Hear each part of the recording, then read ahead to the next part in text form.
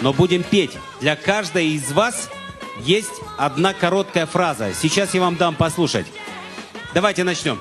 Первый отрезок, пожалуйста, это для вас. И-ха! Попробуйте. И-ха! Отлично.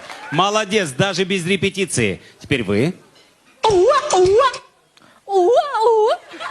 Молодец, да, очень. Ну, чуть-чуть, вот давления не хватает, надо чуть погромче, вот, чтобы энергия была. Давай еще разок. Уа-уа! Хорошо. Следующий отрезок. 3 раза. Попробуем. Надо попробовать.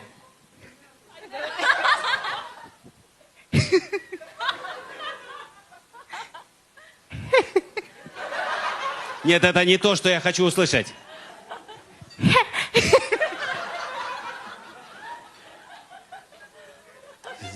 Соберись. Ну что такое? Не, она сама хочет.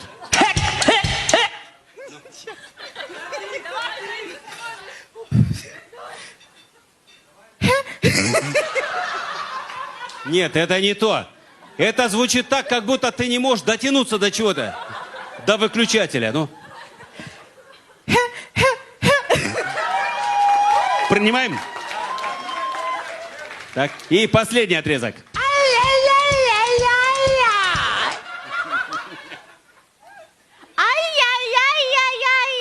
Молодец! Отлично. Хорошо. Теперь я должен вам рассказать, что мы будем делать. Щеки болят, да? Это только начало. Сейчас будет вообще жесть. Так, покажи нам оригинал, что мы хотим изобразить. Это будет детская песенка про лошадку. Как это должно быть? У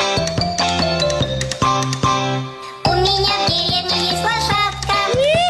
Причешу ей гриву гладко-гладко. И поеду я на ней кататься. Упаду и буду там валяться. Вот это мы должны будем сейчас изобразить. Девчули, готовы? Я только за хе-хе переживаю. Остальное все нормально. Готовы? Давай. У меня в деревне есть лошадка.